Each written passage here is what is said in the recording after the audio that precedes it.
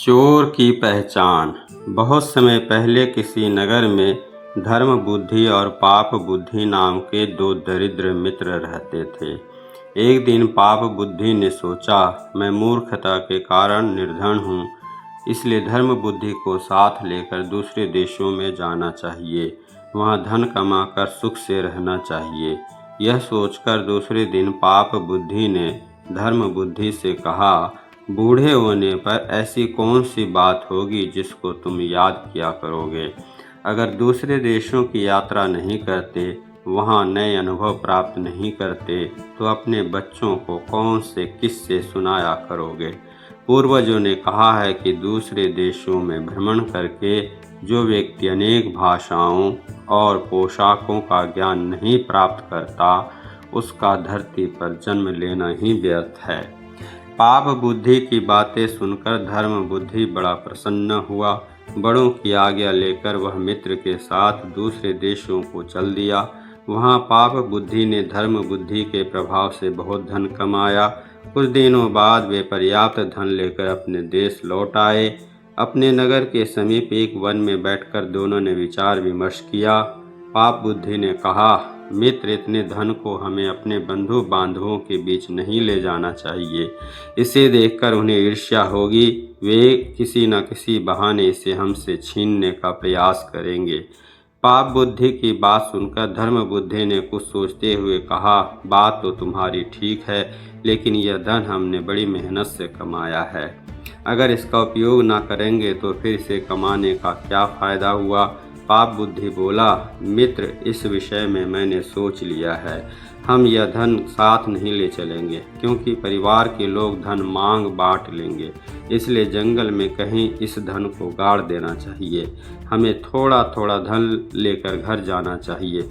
बाकी जब जरूरत होगी तब जंगल से इस गड़े धन को ले जाएंगे।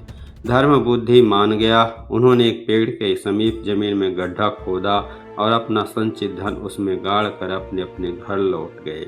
अगले ही दिन पाप बुद्धि रात को जंगल में गया और सारा धन खोद कर निकाल लाया और उसने यह धन अपने घर में छिपा दिया।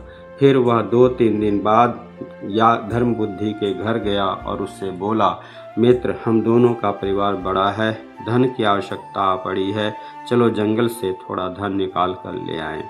धर्म बुद्धि उसकी बात मान गया। दोनों मित्र उसी स्थान पर पहुँचे। जब उन्होंने जमीन को खोदा तो वहाँ कुछ भी नहीं निकला। तब पाप बुद्धि अपना सिर पीटते हुए बोला, धर्म बुद्धि, तू तो बड़ा चोर निकला।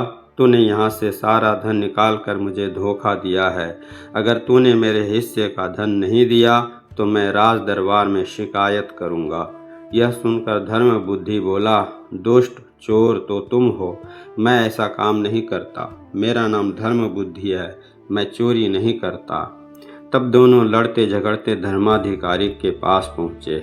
दोनों ही एक दूसरे पर आरोप लगा रहे थे। पाप बुद्धि बोला, इस मामले में वन देवता से गवाही लेनी चाहिए। जिसको वे चोर या सज्जन बताएं, उसको वैसा ही मान लेना चाहिए। धर्माधिकारी पाप बुद्धि की बातों से सहमत हो गया। उसने निर्णय दिया कि कल प्रातःकाल धर्म बुद्धि और पाप बुद्धि के साथ वह स्वयं घटना स्थल पर जाकर देखेगा और वृक्ष देवता की गवाही के अनुसार अपना निर्णय देगा। न्यायालय से वापस आकर पाप बुद्धि ने अपने पिता से कहा, पिताजी, मैंने धर्म बुद्धि के बहुत से धन का अपहरण कर लिया है। अगर आप मेरे पक्ष में गवाही दें तो मेरे प्राण और धन दोनों ही बच जाएंगे। पाप बुद्धि का पिता पुत्र मोह में उसकी सहायता को तैयार हो गया। पाप बुद्धि ने उसे अपनी योजना समझा दी। योजना अनुसार उसका पिता वृक्ष के एक कोटर में जाकर बैठ गया। दूसरे दिन प्रातःकाल धर्माधिकारी पाप बुद्धि और धर्म बुद्धि को लेकर उस जगह पर पहुँचे जहाँ दोनों ने धन गाड़ा हुआ था। वहाँ पहुंचकर पाप बुद्धि ने घोषणा की, समस्त देवगण मनुष्य के कर्मों के साक्षी हैं। हे वन देवता, हम दोनों में से जो चोर है, आप उसका नाम लेकर बता दीजिए। वृक्ष के कोटर में छिपे पाप बुद्धि के पिता ने यह सुनकर कहा, सज्जनों, ध्यान पूर्वक सुनो। उस धन को धर्म बुद्धि ने चुराया है। यह सुनकर धर्माधिकारी तथा राजपुरुषों को बड़ा आश्चर्य हुआ। वे अभी अपने धर्म ग्रंथों को देखकर निर्णय देने की तैयारी कर ही रहे थे कि धर्मबुद्धि ने उस वृक्ष को आग लगा दी जहाँ से यह आवाज़ आई थी। आग लगते ही कुछ देर में धर्मबुद्धि का पिता आग से झुलसा चिल्लाता हुआ वृक्ष की कोटर में से निकला। उसे इस हालत में देख सभी को अचंभा होने लगा। तब न्यायाधीश ने उससे पूछा, महाशय आप कौन हैं और आपकी यह दशा कैसे हुई? पाप बुद्धि के पिता ने धर्माधिकारी के सामने सारी घटना ज्यों की त्यों कह सुनाई। तब सच्चाई जानकर धर्माधिकारी ने जो सजा धर्म बुद्धि के लिए निश्चित की थी वह पाप बुद्धि पर लागू कर उसे उसी वृक्ष पर लटकवा दिया और धर्म बुद्धि की चारों ओर प्रशंसा होने लगी। इसीलिए कहते हैं कि उपाय पर विचार करते हुए परिणाम की उपेक्षा नहीं करनी चाहिए। पाप बुद्धि ने परिणाम के बारे में कुछ नहीं सोचा, इसीलिए उसे दंड भोगना पड़ा और धन भी गंवाना पड़ा। कृपया चैनल को सब्सक्राइब करें।